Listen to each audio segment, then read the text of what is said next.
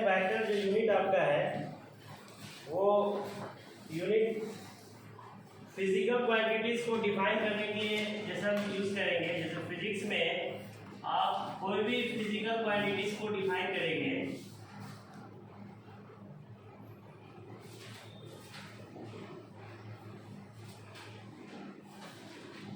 तो उसको categories wise बांटा जाएगा, ठीक है ना। स्केलर एंड वेक्टर जो पार्ट है आपका, जैसे मैथमेटिकल टूल्स आप पढ़े थे, ठीक है ना। तो मैथमेटिकल टूल्स का यूज कहाँ किया जाएगा? कोई भी फॉर्मूला को डिराइव करने के लिए, है ना। जैसे कोई भी फॉर्मूला डिराइव करना है या न्यूमेरिकल्स बनाना है तो वहाँ पर आप मैथमेटिकल टूल्स का यूज करते हैं। जैसे आप देखे भी होंगे कई फॉर्मूला उसे डिराइव किया गया है।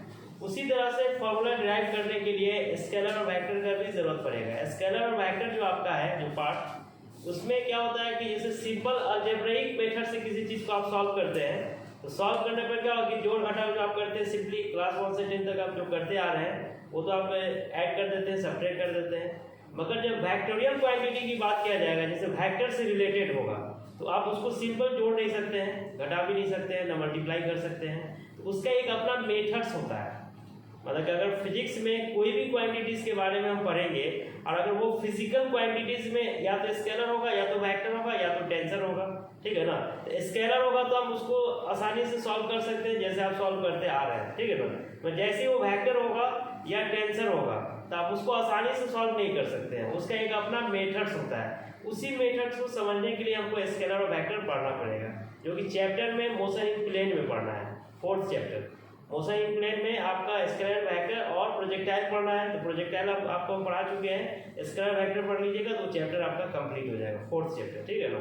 तो फिजिकल क्वांटिटीज को जैसे आप कैटेगरीज वाइज बांटेंगे तो स्केलर और वेक्टर या टेंसर 3 क्वांटिटीज होगा, तीनों में से कोई भी आ सकता है, जो आएगा उसके हिसाब से हम इसको सॉल्व करेंगे। स्केलर कहने का क्या मतलब होता है?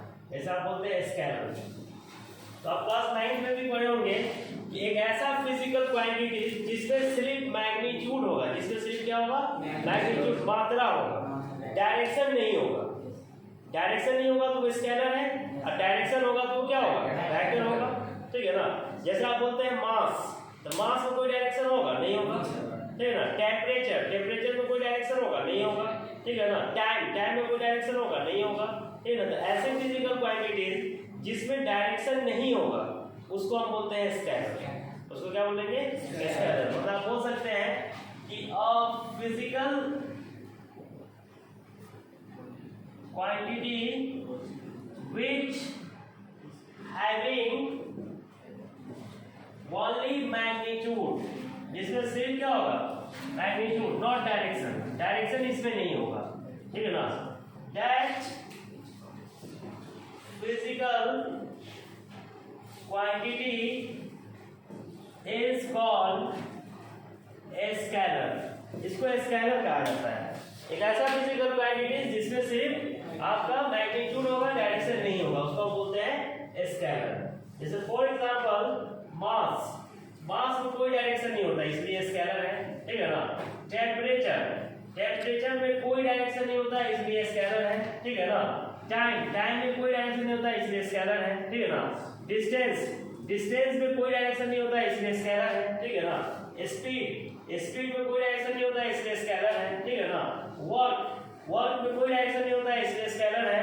एनर्जी, एनर्जी में कोई डायरेक्शन नहीं होता इसलिए स्केलर है। तो ऐसे फिजिकल क्वांटिटी जिसमें डायरेक्शन नहीं होगा उसको हम क्या बोलेंगे? स्केलर।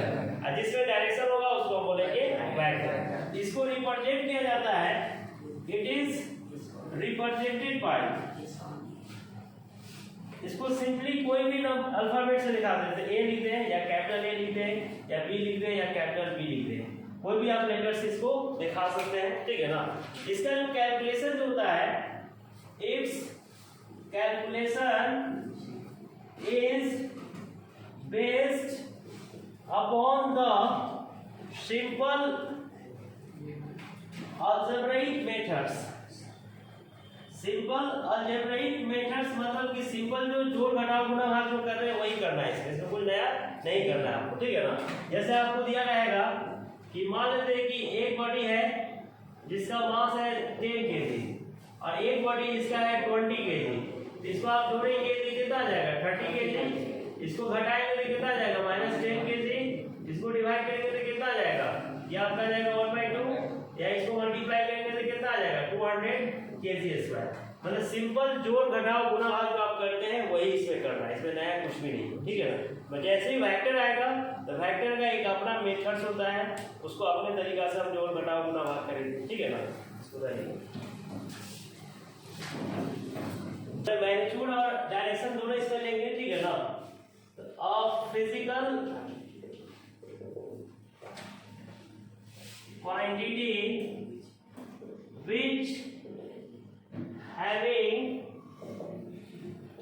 magnitude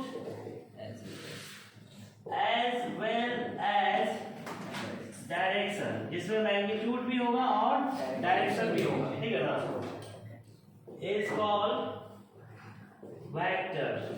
इसी को क्या बोला जाता है, वेक्टर बोलते हैं, ठीक है ना। फॉर एग्जाम्पल जैसे आप बोलते हैं डिस्प्लेसमेंट, तो डिस्प्लेसमेंट का मतलब होता है शॉर्टेस्ट डिस्टेंस, सबसे सीधा। सबसे सीधा होगा तो डायरेक्शन होगा उसमें, है ना। वेलोसिटी की बात किया जाए तो वेलोसिटी जो होता है the rate of change of displacement with respect to time. Displacement जब टाइम के रिस्पेक्ट में चेंज करेगा तो डायरेक्शन तो चेंज नहीं ना करेगा, डायरेक्शन चेंज नहीं करेगा। डिस्प्लेसमेंट में डायरेक्शन है तो वेलोसिटी में भी डायरेक्शन होगा, क्योंकि वेलोसिटी क्या होता है, the rate of change of displacement with respect to time, उसको वेलोसिटी बोलते हैं। मतलब वेलोसिटी भी आपका क्या है, वेक्टर, ठीक है ना। इसी तरह से आप बोलते हैं एक्सेलरेशन, तो एक्सेलरेशन क्या होता है, the rate of change of velocity. Velocity जब चेंज करेगा तो क्या देगा, एक्सेलरेशन। तो वेलोसिटी अगर वेक्टर है तो एक्सेलरेशन भी वेक्टर होगा, ठीक है ना। इसी तरह से आप बोलते हैं फोर्स, तो फोर्स क्या होता है, मास इनटू एक्सेलरेशन। मास है आपका स्केलर और एक्सेलरेशन है वेक्टर, तो मास इनटू एक्सेलरेशन करेंगे तो ये फोर्स क्या आ जाएगा, वेक्टर आ जाएगा। एक्सेलरेशन मतलब कि आपका मास हो गया, स्केलर है तो स्केलर में कोई डायरेक्शन नहीं है, एक्सेलरेशन तो डायरेक्शन है ना उसमें, तो एक्सेलरेशन में डायरेक्शन है तो फोर्स में भी डायरेक्शन हो जाएगा क्या। इसी तरह से आपका है टॉर्क, इसी तरह से है मोमेंटम, इसी तरह से आपका है इलेक्ट्रिक फील्ड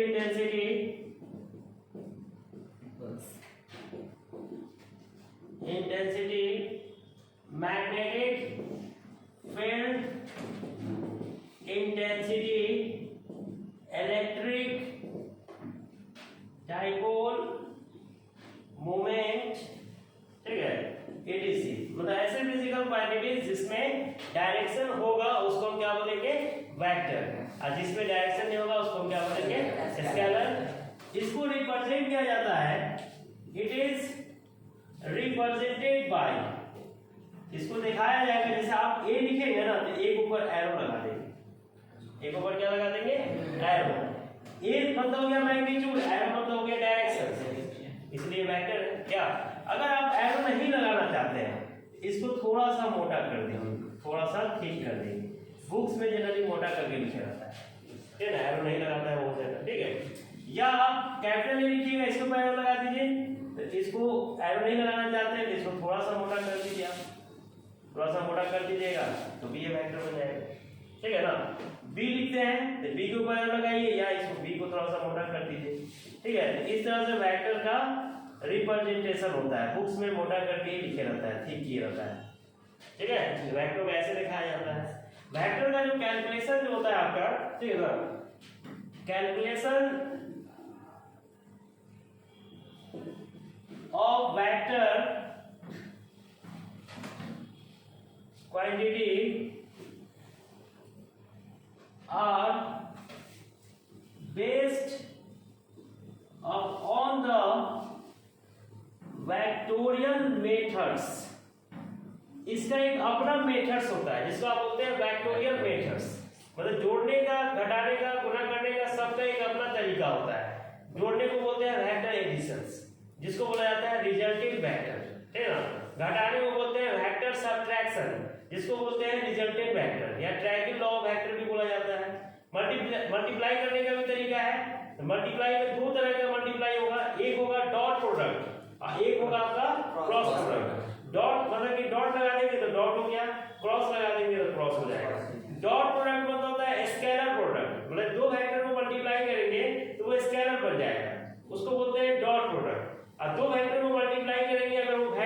गया तो उसको बोलते हैं क्रॉस प्रोडक्ट।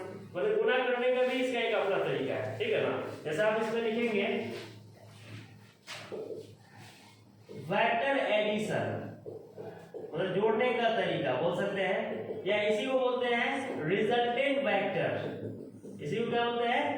रिजल्टेंट वेक्टर, या इसी को बोलते हैं triangle law of vector, triangle law of vectors, ठीक है ना।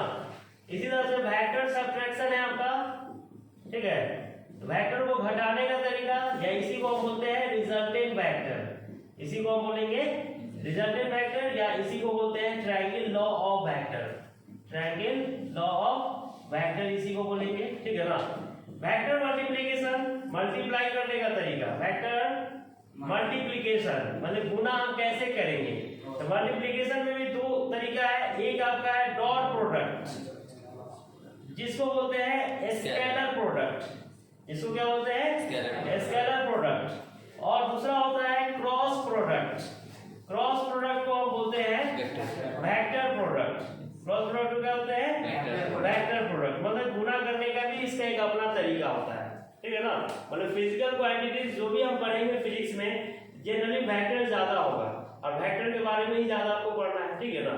और वेक्टर का जो कैलकुलेशन जो होगा उसका एक अपना मेथड्स होता है, उसके जरिए हम करेंगे, ठीक है। वो सारा चीज आपको बताया जाएगा, ठीक है। पहले इसको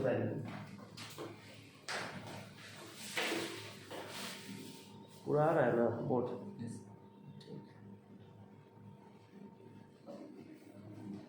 आपका टाइप्स ऑफ वेक्टर, ठीक है ना। तो टाइप्स ऑफ वेक्टर में सबसे इंपॉर्टेंट टाइप्स है आपका यूनिट वेक्टर, जिसका यूज बहुत जगह होगा आपका फिजिक्स में, है ना। तो टाइप्स ऑफ वेक्टर में फर्स्ट आपका है यूनिट वेक्टर,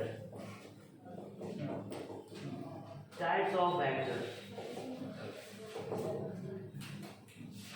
फर्स्ट टाइप है आपका यूनिट वेक्टर। यूनिट जो है आपका, यूनिट का मतलब क्या होता है? वन। यूनिट का मतलब क्या होता है? वन। तो एक ऐसा वेक्टर जिसका मैग्नीट्यूड कितना होगा? वन होगा। जिसका मैग्नीट्यूड कितना होगा? वन होगा। और वो जो वेक्टर होगा अपने कोरस्पॉन्डिंग वेक्टर का डायरेक्शन भी बताएगा। मतलब यूनिट वेक्टर जिसका भी आप निकालिएगा उस वेक्टर का वो डायरेक्शन बताएगा। जैसे आप बोलते हैं कि वेक्टर का मतलब होता है कि मैग्नीट्यूड भी होगा, डायरेक्शन भी होगा। तो मैग्नीट्यूड तो पता है आपको, डायरेक्शन कैसे निकालेंगे? तो डायरेक्शन निकालने के लिए यूनिट वेक्टर के बारे में आपको जानना होगा, ठीक है ना। यूनिट वेक्टर के बारे में समझ में आ गया तो आप डायरेक्शन निकाल सकते हैं। क्वेश्चन भी कहीं पूछा गया इसको, ठीक है ना, जेईई नीट वगैरह में, ठीक है। यूनिट वेक्टर का मतलब क्या होता है कि a vector whose magnitude is 1 and it is represent the direction of the given corresponding vector।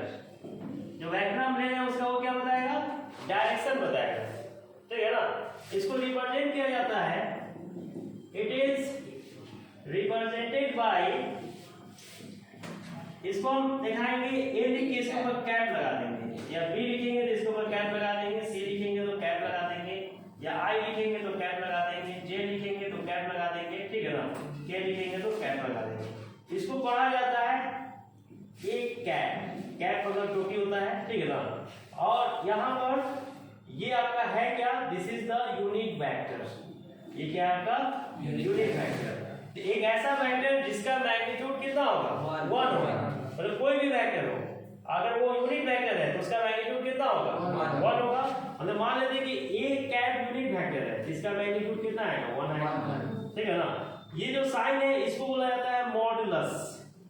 इसको क्या बोला जाता है? मॉडुलस, जिसका मतलब होता है magnitude, magnitude of the given quantities.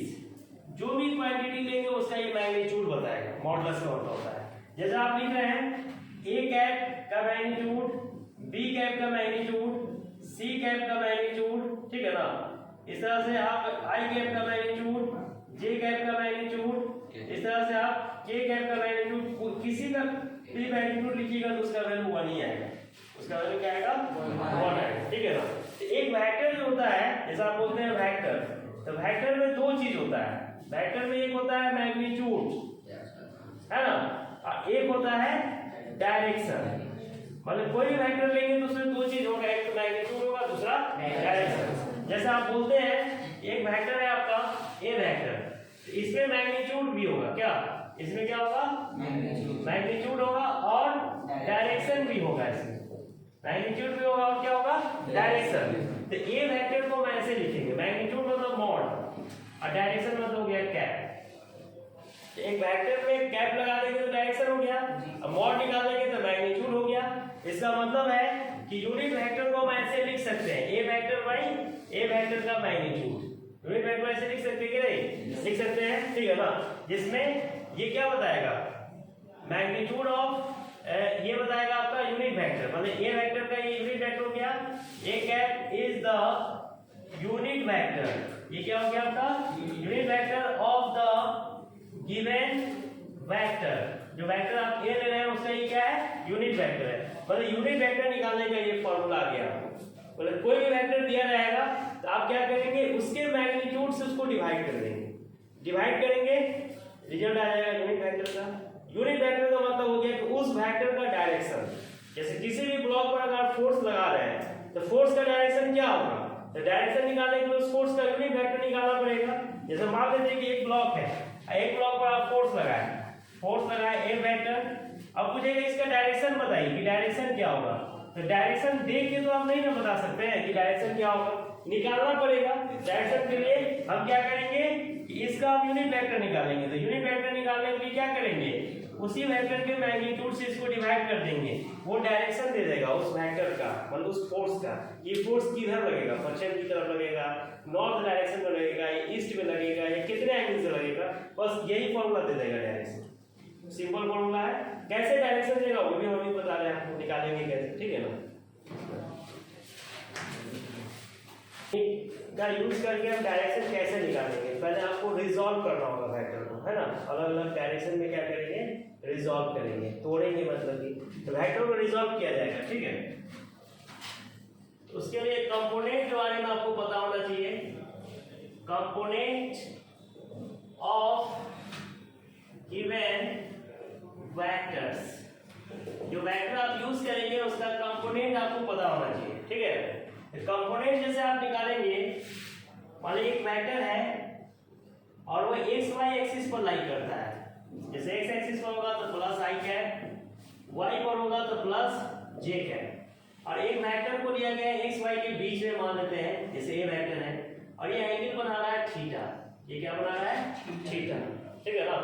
तो इस फिगर को अगर आप देखेंगे, जैसे ये आपका फिगर है, इसको अलग से हम बनाते हैं। जैसे ये आपका इस तरह से है, ये ए है, ये थीटा है, ठीक है ना। तो ये वाई एक्सिस है और ये एक्स एक्सिस है। थीटा के सामने में होता है परपेंडिकुलर, ये होता है बेस और ये होता है हाइपोटेनस, ठीक है ना। इस ट्रायंगल में अगर हम बात करेंगे तो साइन थीटा का वैल्यू कितना होगा, ट्रिग्नोमेट्री में आप पढ़े होंगे, साइन थीटा होता है p/h, परपेंडिकुलर बाय हाइपोटेनस। तो p इक्वल टू कितना होगा, h sin थीटा, h का वैल्यू कितना है, a sin थीटा हो गया। p मतलब हो गया आपका ये लंबाई, p ये ना है परपेंडिकुलर, ये हो गया a sin थीटा। इसका मतलब कि ये वाला जो लंबाई है इसको अगर ज्वाइन करेंगे तो ये लंबाई हो गया a sin थीटा। अगर इस वेक्टर को तोड़ेंगे इस पर तो ये हो गया a sin थीटा। मतलब आप इस वेक्टर को क्या लिख सकते हैं, यहाँ पर y एक्सिस पर a sin थीटा लिख सकते हैं, है ना। मतलब इसका y कंपोनेंट कितना हो गया, a sin थीटा, ठीक है ना। y कंपोनेंट मतलब हो गया y एक्सिस पर लंबाई, इसको बोलते हैं y कंपोनेंट, ठीक है ना। इसी तरह से cos थीटा जब लीजिएगा तो cos थीटा होगा बेस बाय हाइपोटेनस। तो बेस इक्वल टू कितना होगा, h cos थीटा, h का वैल्यू कितना है, तो h आपका हो गया a cos थीटा। अब b बेस कौन सा है, ये वाला लंबाई है, मतलब इस एक्सिस पर आ गया, मतलब इसका x कंपोनेंट कितना हो गया, x कंपोनेंट हो गया a cos थीटा। इसका मतलब ये हुआ कि अगर कोई भी वेक्टर को कंपोनेंट फॉर्म में तोड़ना है तो जिसके साथ एंगल बना हुआ है उसको लिखेंगे cos थीटा, और जिसके साथ एंगल नहीं बना हुआ उसको क्या लिखेंगे, sin थीटा। मतलब एक वेक्टर को हम ऐसे तोड़ सकते हैं। जैसे एक वेक्टर a है जिसका दो कंपोनेंट है, एक x कंपोनेंट हो गया प्लस आई कैप इस फिगर के हिसाब से, और y कंपोनेंट, तो y में ये हो गया कितना प्लस j कैप, है ना। x कंपोनेंट का वैल्यू कितना है a cos theta i cap, y में कितना है a sin theta j cap.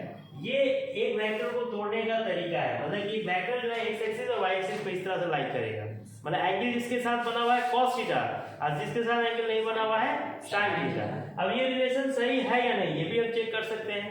जैसे यहाँ पर हम बात करते हैं कि OB जो होगा, OB का स्क्वायर क्या होगा, OA का स्क्वायर प्लस AB का स्क्वायर, पाइथागोरस थ्योरम से। तो OB इक्वल टू हो जाएगा अंडर रूट OA का स्क्वायर प्लस AB का स्क्वायर। OB मतलब हो गया A और OA मतलब यहाँ पर कितना है, OA अभी निकाले हैं, OA मतलब हो गया आपका A cos थीटा, है ना, और AB का मतलब कितना हो गया A sin थीटा का होल स्क्वायर, मतलब ये वैल्यू आ जाएगा आपका A square cos square theta A square sin square theta. मतलब यहाँ से आप A स्क्वायर को जब कॉमन लीजिएगा तो ये होगा sin square theta plus cos square theta. मतलब ये वैल्यू जो होगा आपका A स्क्वायर इनटू 1, मतलब ये हो जाएगा आपका A स्क्वायर, मतलब A आ गया। मतलब आप बोल सकते हैं कि एक वेक्टर का रिजोल्यूशन जो होता है x एक्सिस और y एक्सिस पे इस तरह से लिखा जा सकता है, तब ना वैल्यू सेम आ रहा है क्या, मतलब वेक्टर को x एक्सिस पर तोड़ेंगे तो a cos थीटा जब एंगल x के साथ होगा तब, और y पर जाएगा तो a sin थीटा, अगर एंगल y के साथ रहेगा तो फिर उल्टा हो जाएगा, ठीक है ना। उसको भी बता देंगे इस तरीके से।